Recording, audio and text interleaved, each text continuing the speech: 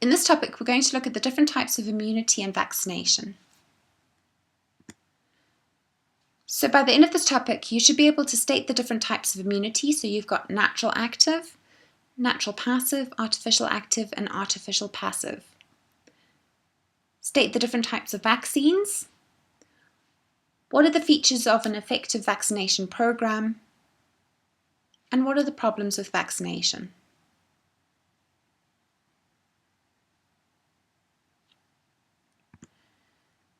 So you've got passive immunity and active immunity. Passive immunity is acquired from the introduction of antibodies from another individual.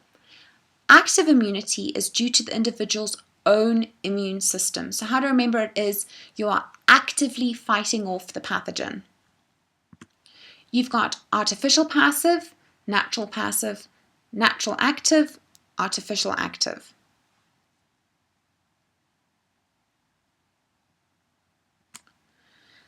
So natural immunity is immunity which is either inherited or acquired during normal infection.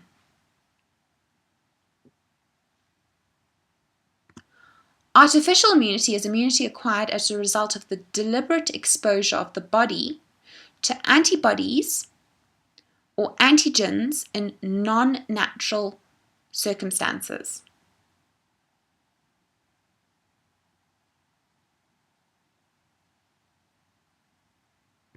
Right, let's have a look at natural active immunity. This results from an individual becoming infected with a disease under normal circumstances. The body produces its own antibodies and may continue to do so for many years. This is the reason that many people suffer diseases such as measles only once in a lifetime. The antigens activate the immune response, and memory cells remain in the system, so if there's another infection, they will divide to form a secondary immune response.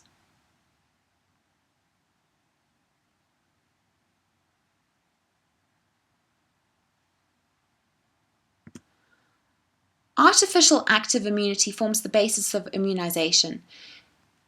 It invokes an immune response in an individual without that individual suffering the symptoms of the disease. So this involves vaccination, whereby the antigen is artificially introduced either orally or by injection.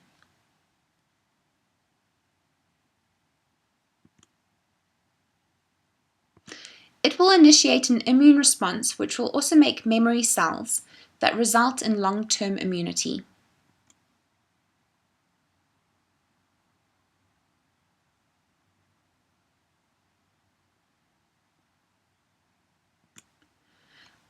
Vaccination is done using antigenic material derived from a pathogen to initiate an immune response and also to bring about immunity to a disease. So it's an example of artificial active immunity.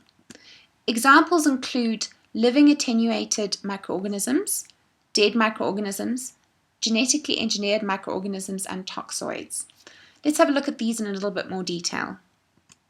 Living attenuated microorganisms are harmless or non-virulent forms of the live pathogen. They don't cause symptoms, but they can still multiply. So they stimulate the body's immune system. So vaccines against measles, tuberculosis, poliomyelitis, and rubella are done in this way.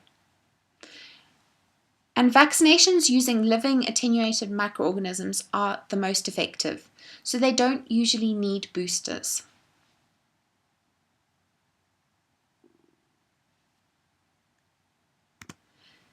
Dead microorganisms include a culture of virus or bacterium that's been killed using heat or formaldehyde. The surface proteins are still present and they will initiate an immune response. So they are harmless and they do induce immunity. So vaccinations against typhoid, cholera, and whooping cough are made in this way.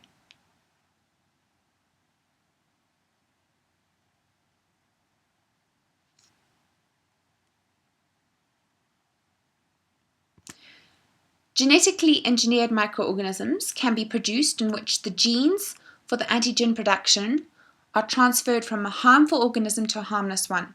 These are then grown in fermenters, and the extracted antigen is separated and purified before injection. So hepatitis B vaccine is of this type.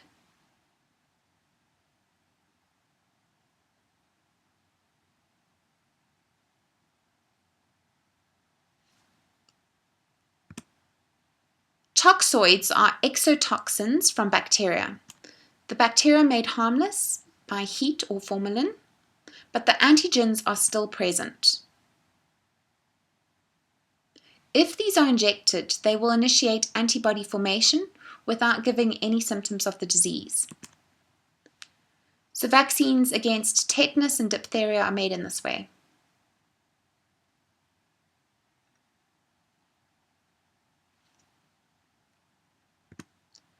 Just to recap, when a person first has a vaccine, this will initiate a primary immune response. This is because the person's immune system has been activated, so the B lymphocytes recognize the antigen and they divide to form plasma cells and memory cells. The plasma cells will secrete the antibodies that are specific to that antigen. The memory cells are the ones that last in the system. So as you can see, when a person comes into contact with the antigen again, the secondary immune response will be much faster because the person has got memory cells that recognize this antigen. These divide quickly to form plasma cells and more memory cells, and the plasma cells secrete the antibodies. Since the immune response is much faster and the antibody concentration is higher, the person might not even experience the symptoms of the pathogen.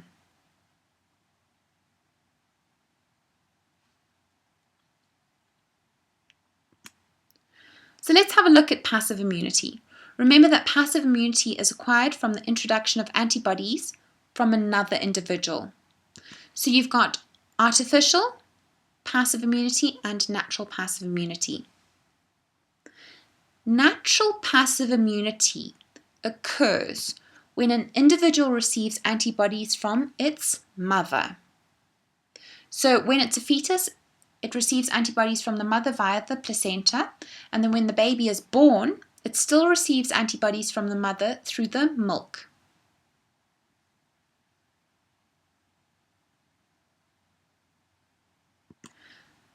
So looking at this graph of the percentage of normal average adult of IgG antibodies and the age at the bottom there.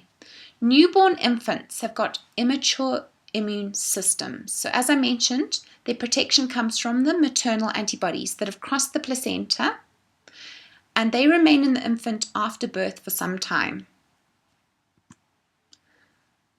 Colostrum is the milk produced in the first 4 to 5 days after birth, and this is rich in IgA. This remains in the gut of the baby and it stops viral and bacterial growth. It also moves into the blood, protecting against infection.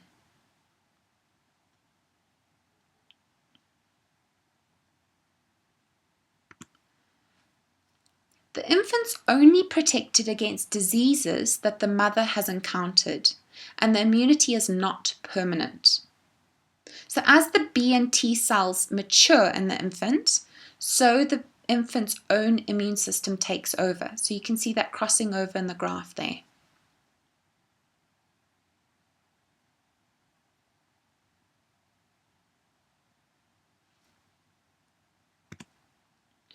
Okay, let's have a look at artificial acquired passive immunity. This occurs when antibodies from another individual who's the donor, or it's from horse serum, are injected into the person. This takes place in the treatment of diseases such as tetanus and diphtheria. So tetanus is a quick-acting and potentially fatal bacterial infection. So if you have a deep cut and it gets infected with bacteria that cause tetanus, it could be fatal. There's not enough time to wait for the normal B and T cell activation. So the person is injected with an antitoxin, so antibodies against the tetanus toxin. And this comes from a donor who's been recently vaccinated. So this provides immediate protection. Because the antitoxins are foreign, they will be removed from the body, so the immunity is only temporary.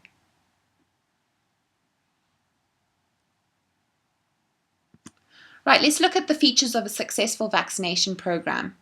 These include a suitable vaccine being economically available.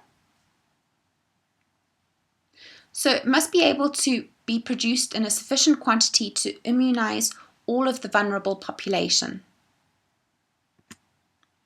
Few, if any, side effects from the vaccination. So unpleasant side effects may discourage individuals in the population from being vaccinated.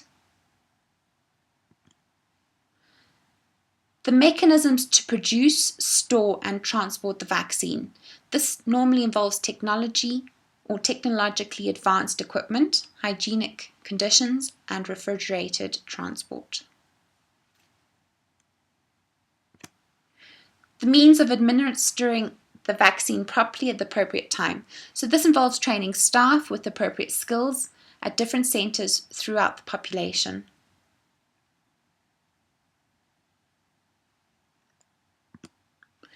The ability to vaccinate the vast majority of the vulnerable population. This is best done at one time so that the transmission of the pathogen is interrupted, because for a certain period there are no individuals in the population with the disease. So this is known as herd immunity.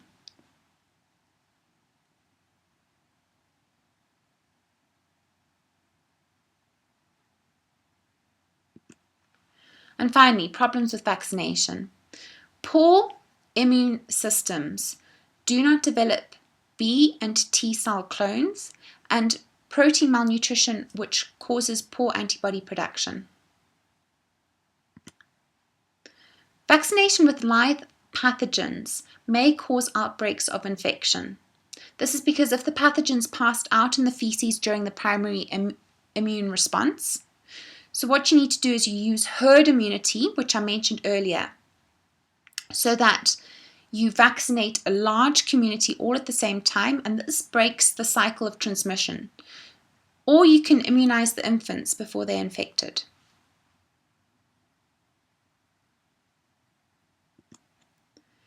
Antigenic variation may result due to viral mutations, that the antigens can change suddenly, which is called an antigenic shift, as opposed to gradually, which is called an antigenic drift. This means that antibodies they induce in the immune system no longer recognize the new antigens to the pathogen. So this happens with the influenza virus, which changes its antigens very frequently. So the World Health Organization develops a new flu vaccine every year. There's no single vaccine available against the common cold because it's caused by the rhinovirus, which has about 113 different strains.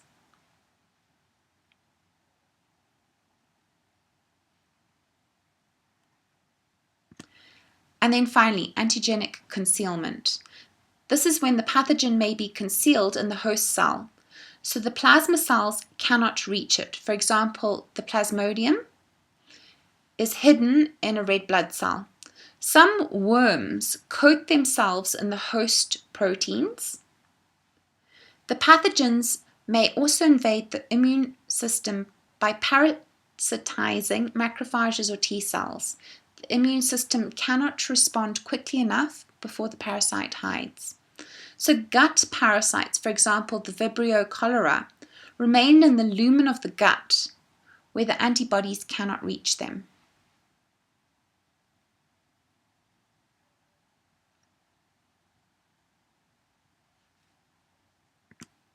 Right, here's a lovely table to show you the different types of immunity. So you've got natural and artificial. Remember that natural is inherited or acquired naturally, not deliberately. Artificial is acquired deliberately by exposure to a causative agent. Then you've got passive and active. Passive results from the introduction of antibodies from another organism's immune system rather than one's own. And active immunity, remember, is you are actively fighting off. So it results from the activation of the individual's own immune system. So this is long lasting. And then you need to know natural passive, natural active. Artificial passive, artificial active. And that concludes our lesson. The end.